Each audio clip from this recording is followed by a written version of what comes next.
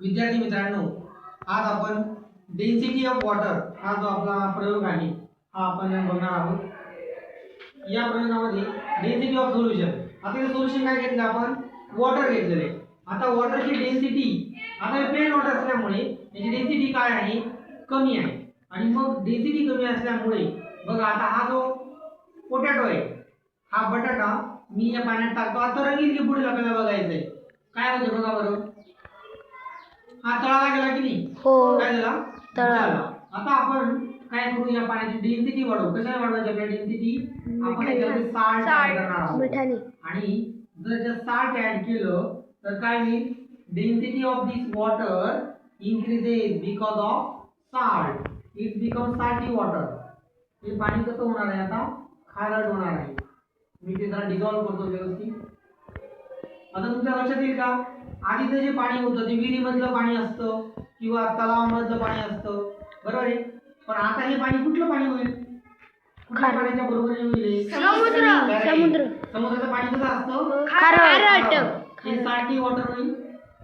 तुम्हाला माहिती का डेड सी नाव ऐकलं का तुम्ही, डेड सी?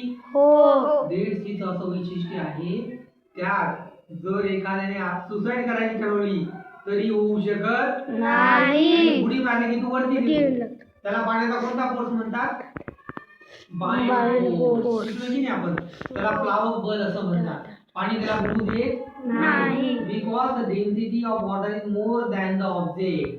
आता हे पाणी साल्टी झालं दिसतंय तुम्हाला, हो त्याचा रंग बदलला की नाही, त्याला दुधी रंग आला बघा, पांढरा असा कलर आला त्याला। आता आपण यात बटाटा टाकून बघूया, हा तरंगतो की बुडतो, काय झालंय, बटाटा पूर्णपणे खाली गेला का, नाही। अजून पण पूर्णपणे तरंगला सुद्धा नाही, तर आपण त्याला अजून साल्टी बनवूया। बटाटा मी काढून घेतो आणि ठीक आहे परत टाकू पण त्याच्यामध्ये।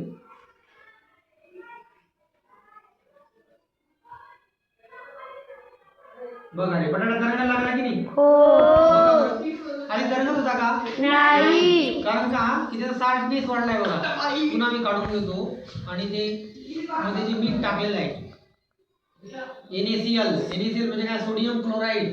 सोडियम क्लोराईड म्हणजे मीठ। आता बघा हे पाणी भरपूर साल्टी झालेलं आहे, म्हणून त्याची डेन्सिटी घनता काय वाढलेली आहे।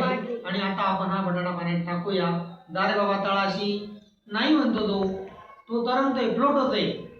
That potato floats on water because now in this situation the density of water is more than the density of potato. So potato is floating on water. आणि म्हणून एखाद्या द्रवाची घनता जर जास्त असेल तर त्या द्रवामध्ये तो पदार्थ बुडत नाही। बटाटा बुडतोय का, नाही, तरंगतो आहे।